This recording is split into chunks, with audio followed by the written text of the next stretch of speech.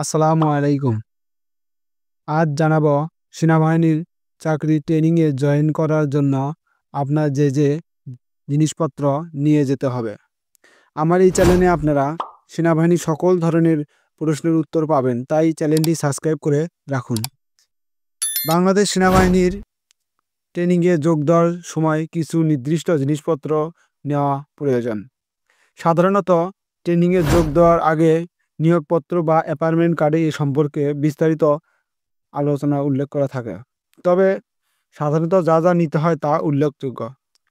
প্রয়োজনীয় কাগজপত্র: নাম্বার 1, নিয়োগপত্র বা অ্যাপয়েন্টমেন্ট কার্ড অরিজিনাল কপি এবং 1 কপি ফটোকপি করে সঙ্গে নিয়ে যেতে হবে। 2 নম্বরে জাতীয় পরিচয়পত্র বা জাতীয় পরিচয়পত্র না থাকলে জন্ম সনদ ফটোকপি করে সত্যায়িত করতে হবে এবং অরিজিনাল কপি সহকারে নিয়ে যেতে হবে। 3 নম্বরে শিক্ষাগত যোগ্যতার সার্টিফিকেট ও মার্কশিট। আপনি যে এসএসসি পাস বা ইন্টার পাস করেছেন তার যে সার্টিফিকেট রয়েছে সেই সার্টিফিকেট অথবা মার্কশিট যে রয়েছে এই দুটো একসঙ্গেই নিয়ে যেতে হবে। যদি সার্টিফিকেট না থাকে তাহলে বোর্ড থেকে সার্টিফিকেটের কপি উঠিয়ে তা সত্যায়িত করে নিয়ে যেতে হবে। 4 নম্বরে চিকিৎসা সংক্রান্ত রিপোর্ট। যদি আপনাকে কোনো কিছু রিপোর্ট নিয়ে যেতে বলে চিকিৎসা সম্পর্কিত, তাহলে সেই রিপোর্ট নিয়ে যেতে হবে। এছাড়া 5 নম্বরে রয়েছে পাসপোর্ট সাইজের ছবি। পাসপোর্ট সাইজের বেশ কিছু ছবি লাগে, যেটা আপনার অ্যাপয়েন্টমেন্ট কার্ডের পিছনে হয়তো উল্লেখ করা থাকবে যে কত কপি নিয়ে যেতে হবে। তারপরেও আপনাকে 6 থেকে 7 কপি অবশ্যই নিয়ে যেতে হবে। এছাড়াও রয়েছে ব্যক্তিগত জিনিসপত্র নিয়ে যেতে হবে, যেমন পোশাক। আপনার কিছু সিভিল পোশাক নিয়ে যেতে হবে, যেমন সাদা গেঞ্জি। আপনার ওখানে কমফর্টেবল ফিল করার জন্য সাদা গেঞ্জি দিতে হবে। সাদা একটা হচ্ছে হাতাওয়ালা গেঞ্জি পাওয়া যায়, তাকে আমরা গ্রাম্য ভাষায় দাদা গেঞ্জিও বলে থাকি। সেই দাদা গেঞ্জি, সিভিল আন্ডারওয়্যার নিতে হবে। এগুলো নির্দিষ্ট সংখ্যক নেবেন, আপনার যতগুলো প্রয়োজন 5টা বা 7টা এই রকম করে নিলেই হবে। সহজ আরামদায়ক পোশাক সাধারণত ট্রেনিংয়ের শুরুর সময়ের জন্য, এগুলো শুরুর সময়ের জন্য আর কি নিতে হবে। এছাড়া আপনি এক পেয়ার সিভিল মোজা নিতে পারেন বা হালকা স্যান্ডেল বা শু নিয়ে যেতে পারেন সিভিল, যেটা আপনার পরবর্তীতে ছুটি আসতে কাজে লাগবে। এবং ব্যক্তিগত গৃহস্থলী জিনিসপত্র, মানে আপনার ব্যক্তিগত জিনিসপত্র যেগুলো গৃহস্থলী রাখবে সেগুলো হচ্ছে টুথব্রাশ ও টুথপেস্ট, তারপর হচ্ছে সাবান, শ্যাম্পু। আর আপনি চাইলে একটা সিভিল তোয়ালেও সঙ্গে নিতে পারেন।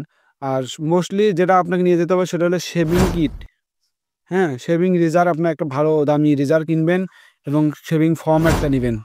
শুধু এটা তো পুরুষদের জন্য, আর মহিলাদের এটা না নিলেও চলবে।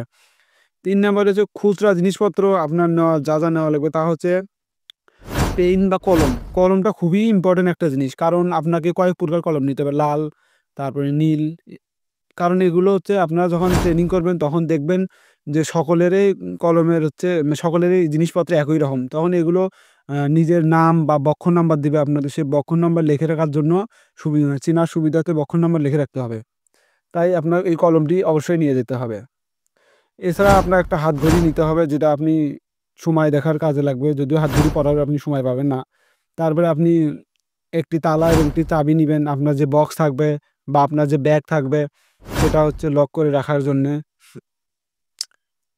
এছাড়া আর্থিক বিষয় যেটা হচ্ছে, আপনি যখন আসবেন তখন কোনো অর্থের অবশ্য প্রয়োজন নেই, বাট আপনি যখন আসবেন তখন আপনার কিছু নির্দিষ্ট মানে ভাড়া বা লাগবে। আপনার নিয়ে এসে আপনার যে বড় ব্যাগ থাকবে ওই ব্যাগে করে আপনি ট্রেনিং সেন্টারে জমা দিয়ে দিতে পারবেন, অথবা টাকাটাও আপনি সরাসরি জমা দিতে পারবেন। আপনি পরে ছুটি যাওয়ার সময় ওই টাকাটা আপনাকে আবার ফেরত দিয়ে দেওয়া হবে।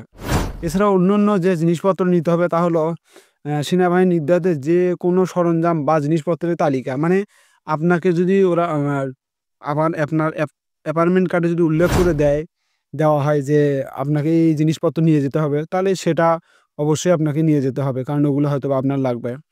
এছাড়াও গুরুত্বপূর্ণ টিপস হচ্ছে ট্রেনিংয়ের নির্দেশিকা মনোযোগ দিয়ে পড়ুন। মানে ট্রেনিংয়ের যে অ্যাপয়েন্টমেন্ট কার্ডটা আপনাকে দেওয়া হয়েছে এটা আপনি মনোযোগ দিয়ে পড়ুন, তাহলে এটার মধ্যেই সব কিছু উল্লেখ করা থাকে।